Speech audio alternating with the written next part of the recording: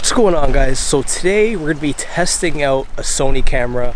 I know I've been shooting Canon forever. I'm testing out the Sony A7 III and I just want to see how it looks, you know, how the color grading is going to be. I'm using S-Log2 I think right now.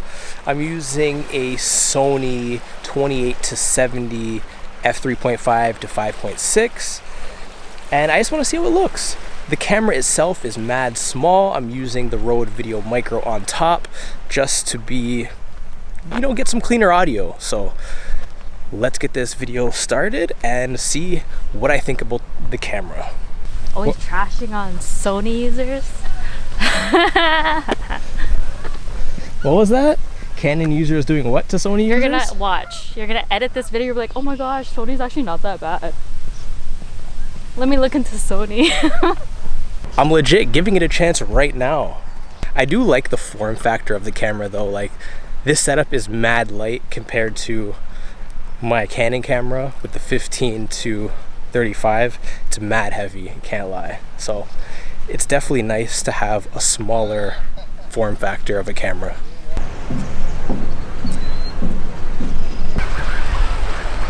I feel like I'm on Castaway right now. Little teepee on the beach randomly. Crazy. This is where the camera started to have focusing issues for me. If somebody knows a way to make the focusing issues, you know, a little bit better, leave those down in the comments. I'm definitely curious to see what you have to say, and maybe the whole setup that I had was just completely wrong, and who knows, maybe I was missing a setting or something. But like I said previously, I just picked the camera up and pretty much started using it and see how that would be. One thing I have noticed about this camera so far is the screen doesn't get very bright. So it looks dark all the time. I don't know if that's just my setting it up or if the screen can actually get any brighter.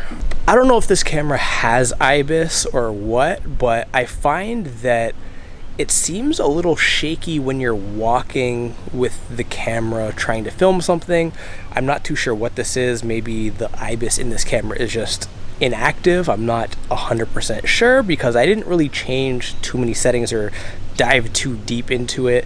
I just pretty much picked it up, started using it. I want to wait and see what it looks like on the actual computer and see if maybe it just kind of looks a little shaky in camera and maybe the actual footage is super smooth, or I'm gonna see if I can stabilize it and how that process is. So another thing is there is no flip out screen. The screen will just tilt up or tilt down a little bit.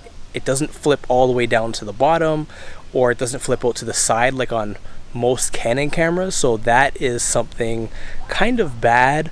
I don't really use this too much when I am filming, but it is nice to check the framing and exposure if you need to, you know, adjust something a little bit.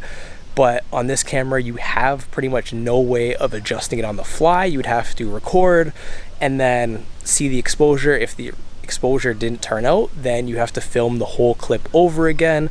Just looking at the footage on the back of the camera, it seems to be in focus, but I won't 100% know until I get home and see the footage on the computer, because who knows, all this footage may be overexposed, underexposed. It might actually be out of focus. The menu system on Sony cameras, I've heard about it and it's an absolute nightmare for me. Canon system just so much easier to use, and I feel like there's so many different settings on this camera that it just kind of overwhelming. Like, I wanted to switch into a log mode, ended up switching into S-Log2, and there's just so many different features, and I honestly had to look it up because I had no idea of how to access it.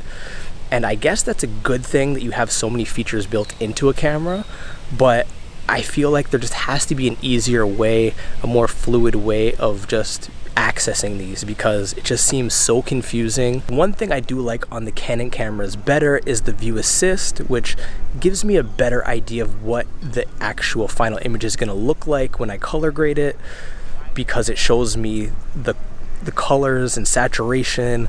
But on this camera right now, it's just showing a very flat image. What up, everyone? It's your boy Andrew Fitzy. Ooh, he thirsty. Really?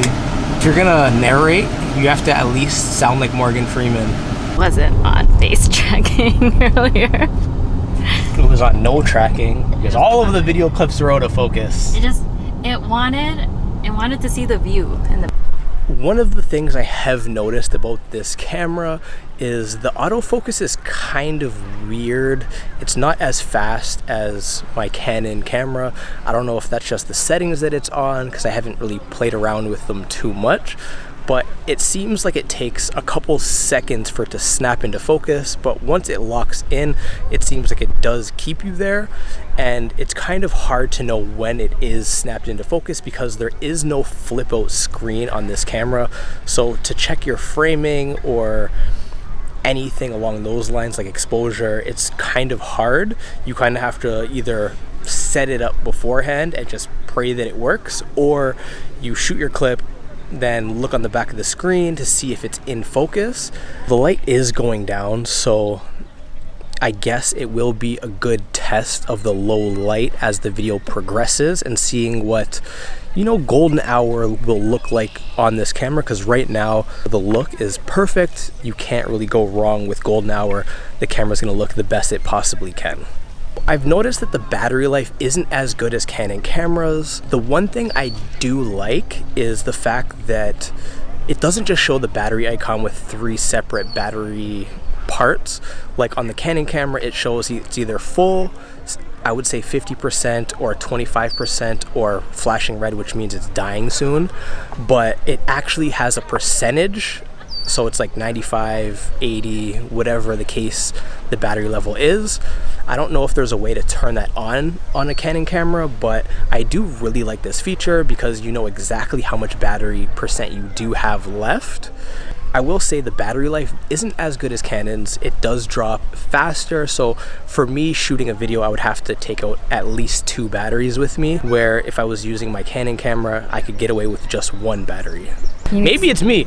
Maybe I'm the cause of messing up the autofocus for the camera, but I don't know. S-Log2 only allows you to go down to ISO 800, and if you're shooting in midday that might be kind of an issue, but for me today it's worked out perfectly fine. No real issues. Obviously you could just get an ND filter, slap it on the front of the lens, and be pretty much good to go.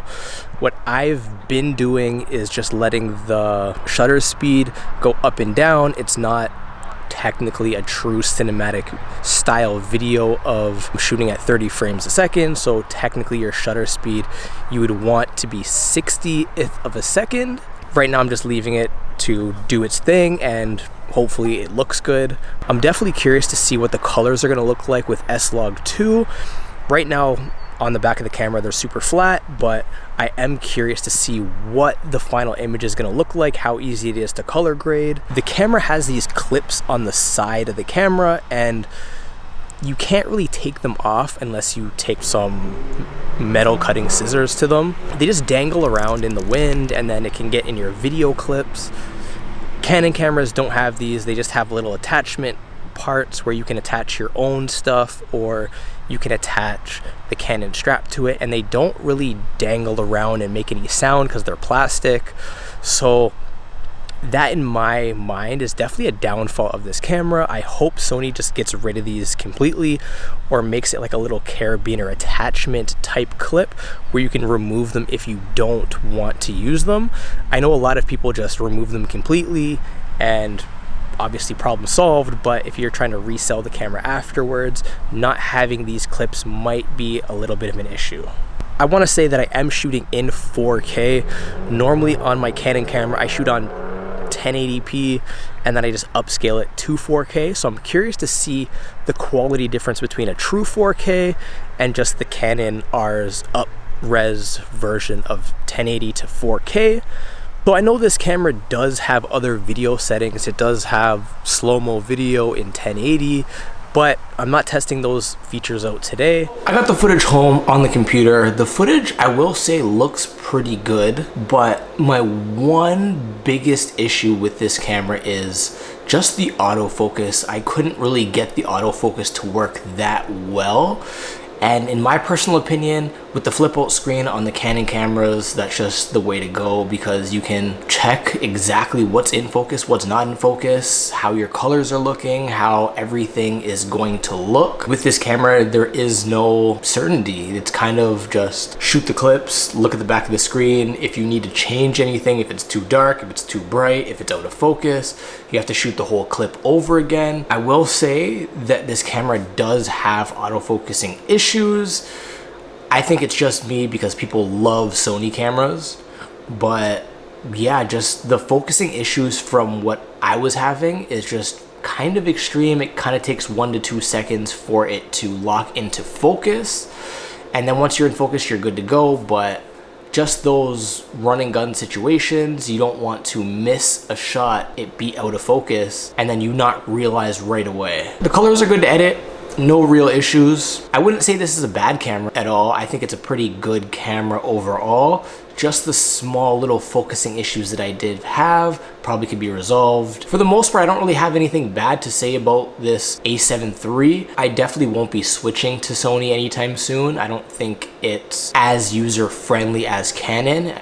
I've been shooting Canon for years. I know where all the buttons are. I'm familiar with the system, like the menu system. And yeah, I just think for me and what I shoot, it's definitely a better camera, even though if it does have less features, but it does have the features that I do like. And yeah, that's pretty much all I have to say about this camera. I also wish the record button was on top of the camera near the shutter button, because trying to find where the actual button is on the back of the camera is kind of in a weird spot to me. Sony users are probably like, no, I know exactly where it is. But for me, it's kind of in a weird spot. It's probably gonna take some getting used to. That's all I have for this video. If you did like this video, please like, comment, and subscribe. It does help.